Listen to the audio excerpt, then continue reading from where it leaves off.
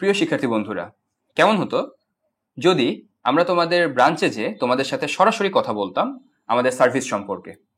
তোমরা যারা ভার্সিটি খ অ্যাডমিশন প্রোগ্রাম 2024-এ ভর্তি আছো, তারা আমাদের অনলাইন এবং অফলাইন সার্ভিস ঠিক কতটুকু অ্যাভেল করছো, এই সার্ভিস অ্যাভেল করতে যে তোমাদের কোনো প্রবলেম হচ্ছে কিনা বা তোমাদের কোনো ইতিবাচক বা নেতিবাচক ফিডব্যাক আছে কিনা সেটা তুলে ধরার যদি চেষ্টা করতাম তাহলে কেমন হতো? নিঃসন্দেহে চমৎকার, তাই না? তাহলে চলো আর দেরি কেন, আজকে থেকে শুরু হয়ে যাক আমাদের স্টুডেন্ট সার্ভিস ফিডব্যাক ব্লগ এর প্রথম এপিসোড। আজকে আমি ঢাকার বিভিন্ন ব্রাঞ্চে যে তোমাদের সাথে সরাসরি কথা বলবো এবং জানতে চাবো আমাদের প্রতি তোমাদের কি কি প্রত্যাশা আছে এবং আমাদের কোন সার্ভিস তোমাদের কেমন লাগছে। তাহলে চলো আমরা আজকের জার্নি শুরু করি।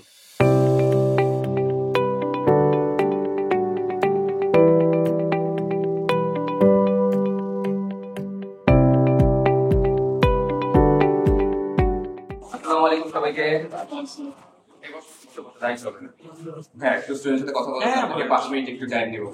তো যাই হোক, আমি আজকে তোমাদের এখানে আসার উদ্দেশ্য যে তোমরা সোফার আমাদের যে খ ইউনিটের যে অ্যাডমিশন প্রোগ্রাম সেখানে যে ভর্তি আছো, এটার টোটাল সার্ভিসটা তোমাদের কাছে কেমন লাগছে, তোমাদের কোনো কমপ্লেইন আছে কিনা, বা কোন জায়গাটাতে আমাদের আরো ভালো কাজ করার সুযোগ আছে, কোন জায়গাটাতে মনে হচ্ছে যে তোমরা কিছুটা সার্ভিস কম পাচ্ছ, বা কোন জায়গাটা ভালো লাগতেছে তোমাদের, সেটা জানার জন্য আজকে ব্রাঞ্চে আসছি তোমাদের সাথে কথা বলার জন্য। ঠিক আছে, ইন্ডিভিজুয়ালি তোমাদের কাছে কিছু প্রশ্ন আছে, ঠিক আছে, একজন একজন করে তোমাদেরকে কিছু আমি প্রশ্ন, মানে জায়গায় বসে থাকো, তোমার কাছে আমার প্রথম প্রশ্ন, জায়গায় বসে থাকো, তুমি এটা হাতে ধরো। হ্যাঁ, ওকে।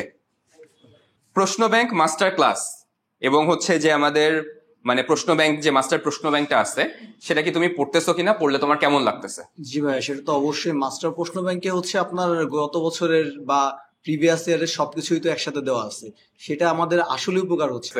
তোমার কাছে আমার প্রশ্নটা হচ্ছে ম্যারাথন ক্লাস এবং অফলাইন ক্লাস দুইটার যে কম্বাইন্ড সার্ভিসটা, এটা তোমার কাছে কেমন লাগতেছে? আমার কাছে ম্যারাথন করার পরে যে অফলাইন ক্লাসটা, এই ক্লাসটা করার পরে অনেক ভালো, এবং আমি ম্যারাথনের পরে যে অফলাইন করতেছি, অফলাইন করাতে আমার রিভিশনে মনে হইতেছে আর কি, এবং প্রিপারেশনটা আমার কাছে মনে হয় এই দুইটা কম্বিনেশন প্রিপারেশন অনেক ভালো দিকে যেতেছে আর কি। তো আমাদের যে স্টাডি ম্যাটেরিয়ালস গুলো আছে, একটা সাবজেক্টের জন্য তো একটা না, সাধারণ জ্ঞানের জন্য তোমার বাংলাদেশ বিষয় বলি প্রিপারেশন বুক, আন্তর্জাতিক বিষয় বলি, তারপরে সাবজেক্টিভ জিকে আছে, মাস্টার প্রশ্ন বুক আছে, ম্যাপ বুক আছে, তোমাদের প্রত্যেকটা মাসে সাম্প্রতিকের বই দেওয়া হবে।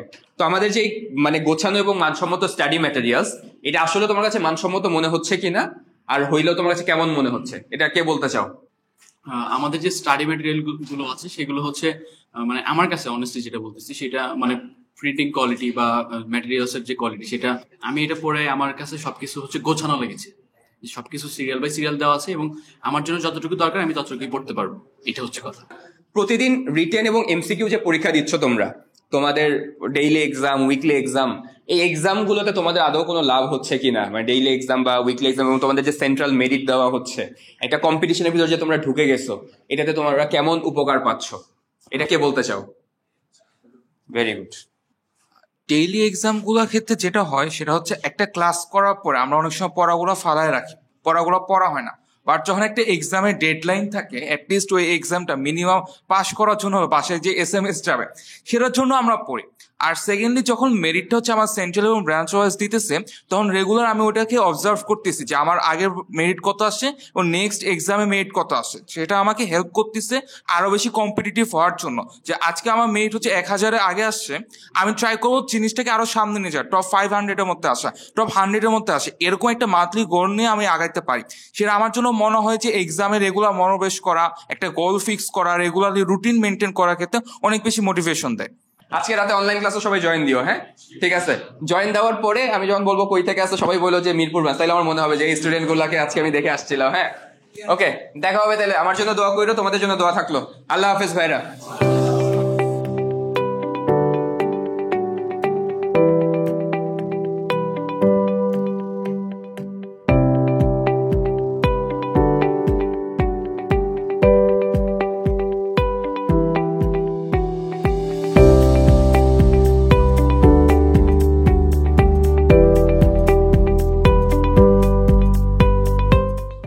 সাবজেক্টের ভেতরে সবচেয়ে বেশি ভালো লাগছে কোন সাবজেক্ট? বাংলা কয়জনের? যে যতগুলা ক্লাস করছি বাংলা ক্লাস সবচেয়ে বেশি ভালো লাগছে, এমন কয়জন আছেন? ইংলিশ, জিকে, সবচেয়ে বেশি ইংলিশ। যে ডেইলি বা উইকলি আমরা অনলাইন অফলাইন যে এক্সাম গুলো দিচ্ছি, এক্সাম গুলোতে আসলে মানে কম্পিটিশন তৈরি হচ্ছে কিনা আপনার ভেতরে, সেন্ট্রাল মেরিট লিস্ট দেওয়া হচ্ছে বা বাসায় যে এসএমএস যাচ্ছে কোনো উপকার পাচ্ছেন কিনা, এবং এর পরবর্তী যে সলভ গুলো দেওয়া হচ্ছে এটা পাচ্ছেন কিনা বা উপকার হচ্ছে কিনা আপনার। ফার্স্ট অফ অল যেটা হচ্ছে যে এক্সামের কারণে যে আমরা এক্সাম দিচ্ছি, যে পড়াটা অ্যাকচুয়ালি ঠিক মতো হচ্ছে না কিনা সেটা অ্যাকচুয়ালি চেক হচ্ছে। অ্যান্ড কিভাবে বোর্ড আসলে এক্সামটা হবে, উইকলি যে এক্সাম দিলাম এটাতে পুরোপুরি বোঝা গেল যে এক্সাম এভাবে আলাদা আলাদা দিতে হবে, তারপর একটা একটা করে লেখা, তারপর এসব কিছু ইয়ে হয়ে যাচ্ছে। আর রিটার্ন পার্টটা খুব ভালো করে হয়েছে উইকলি এক্সাম দেওয়াতে। আর অনলাইনে যে এক্সামগুলো দেওয়া হয়েছে, যে খেয়াল করেছি যে কোয়েশ্চেনের নিচে হচ্ছে ডিসক্রিপশনটা দেওয়া আছে, যেটা আমাদের প্রশ্ন ব্যাংকেও দেওয়া থাকে, যেটা আমার কাছে খুব ভালো লেগেছে, যে একটু এক্সট্রা ইনফরমেশন আর কি, যেটা ভুল হচ্ছে ওটা ওই অনুযায়ী ইয়ে হয়ে যাচ্ছে। আর ম্যারিটের বিষয়টা হচ্ছে যে র্যাঙ্কিংটা আর কি হয় যে এতর মধ্যে আমি আরো ভালো করলে আরো উপরে যেতে পারবো আর কি, এটাই। আমাদের কিউএনএ সার্ভিসটা আপনারা অ্যাভেল করছেন সবাই, তাই না? 24/7 কিউএনএ সার্ভিসটা, এই সার্ভিসটা আপনার কেমন লাগছে? আসলে ছোট্ট একটা প্রশ্ন, আপনি আপনার মতো অ্যান্সার করতে পারেন। কে অ্যান্সার করতে চান? কিউএনএ সার্ভিসটা আমাদের জন্য আসলে অনেক ভালো হয়েছে, কারণ দেখা যায় আমাদের পড়তে গেলে অনেক সময় অনেক সমস্যা হয়। তো সব সময় সমস্যাগুলো আমরা মানে পরের দিনের জন্য অপেক্ষা করতে হয় না, বা নেক্সট ক্লাসের জন্য অপেক্ষা করতে হয় না যে আমরা কবে ভাইয়াকে পাবো তারপর প্রশ্ন করব। যখন সমস্যা, যেমন আমি একটা প্রশ্ন করছি রাতে 10:30টায়, তো 10:30টায় প্রশ্ন করার 10 মিনিট পরে 10:40 আমি রিপ্লাই পেয়ে গেছি। তো এটা আমার জন্য অনেক সুবিধা হয়েছে, আমার সমস্যাটা তাড়াতাড়ি সমাধান হয়েছে এবং আমি আরো ডিটেলসে বুঝতে পারছি, জানতে পারছি। এটাই যে সেন্ট্রাল মেরিটের কথা, সেন্ট্রাল মেরিটটাতে আসলে উপকার তো হচ্ছে। বাবা মার কাছে যাক, বাবা মা একটু বকা দিক, বাট আমরা তো বুঝতে পারতেছি যে আমার পজিশনটা কোথায়। 10,000 হইলে আমার ইমপ্রুভমেন্টের জায়গা আছে কিনা, বা 2,000-এর ভিতরে আসলে আমি একটু ইমপ্রুভ করছি কিনা, 200-এর ভিতরে আসলে আমার ভিতরে একটা প্রমিস আছে কিনা, এই জিনিসটা তো বোঝা যাচ্ছে। এই জায়গাটা তো এগ্রি করি। তো এই পার্টটা নিয়ে কে বলতে চান? সেন্ট্রাল ম্যারিটটা দেখার কারণে আমরা বুঝতে পারতেছি আমরা বাংলাদেশে কততম, বা আমার প্রিপারেশন কোন জায়গায় আছে। তোমাদের সবার জন্য অনেক অনেক দোয়া থাকলো, শুভকামনা রইলো, আমার জন্য দোয়া কইলো সবাই। হ্যাঁ, আল্লাহ হাফেজ, দেখা হবে আবারও। Thank you.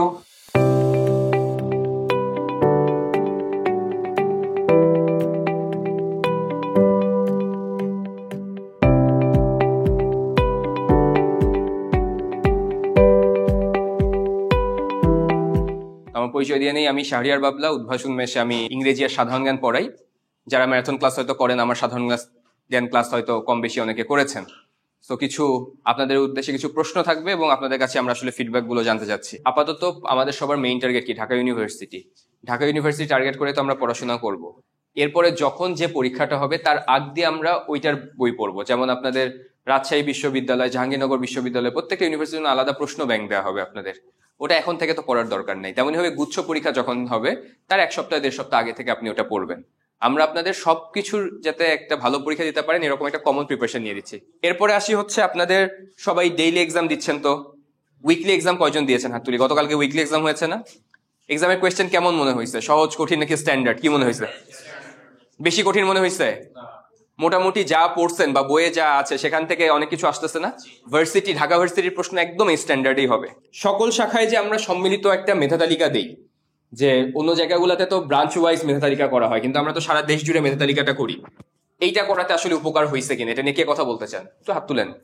সেন্ট্রাল যে মেধা তালিকা দেওয়া হয়েছে এখানে আমাদের এক উপকার হচ্ছে, সবাই মিলে মানে এটা করা হচ্ছে পরীক্ষার মাধ্যমে, যেহেতু একটা ব্রাঞ্চের মাধ্যমে হচ্ছে না, মূলত সব ব্রাঞ্চের মধ্যে থেকে মেধা তালিকা যাচাই হচ্ছে। এটা একটা বড় আকারের প্রতিযোগিতামূলক কাজ হচ্ছে।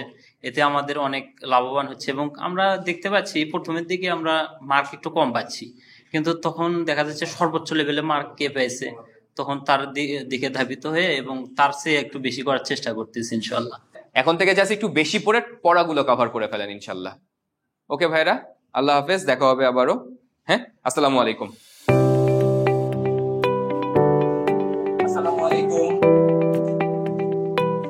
ফার্স্ট অফ অল সরি আপুরা, আপনাদের ক্লাসের মাঝখানে আমি আপনাদের ইম্পর্টেন্ট 5টা মিনিট সময় নিব। মেইনলি আপনারা উদ্ভাসে ভর্তি আছেন, আপনাদের সার্ভিস রিলেটেড কোনো সমস্যা আছে কিনা, বা আপনাদের কোনো চাওয়া পাওয়া বা কোনো কমপ্লেইন বা ফিডব্যাক আছে কিনা সেটা জানার জন্য আসলে আসা। আপনারা তো আজকে জিকে 2 করতেছেন, তাই না?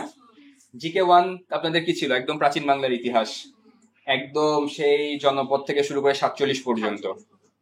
মানে বাসায় পড়তে যে কনসেপচুয়াল কোনো ঘাটতি থাকতেছে যে এই টপিকটা বুঝতেছি না, এমন সমস্যাটা তো এই জায়গায় হচ্ছে ভাই মনে থাকতেছে না, রাইট? বাট বুঝতে পারতেছেন এমন কোনো সমস্যা হচ্ছে? কারণ অলরেডি ম্যারাথন ক্লাস করছেন, তারপর অফলাইন ক্লাস করতেছেন, এমন তো সমস্যা থাকার কথা না। আজকে ক্লাসও যে করতেছেন বুঝতে পারতেছেন পড়া? ওকে, আলহামদুলিল্লাহ। তাইলে বাট আজকের ক্লাস থেকে আপনাদের রিল্যাক্সে পড়ানো হবে অল্প টপিক। আপনি চিন্তা করেন 47, 48, 49, এখান থেকে 54 সাল, 7টা বছরের ঘটনা। ইম্পর্টেন্ট ঘটনা কি? 47-এ দেশভাগ, 52-র ভাষা আন্দোলন, আর 54-র যুক্তফ্রন্ট নির্বাচন। 3টা টপিক যদি 2.5 ঘন্টায় পড়াই তাহলে ক্লাসের ভিতরে তো পড়া হয়ে যাওয়ার কথা।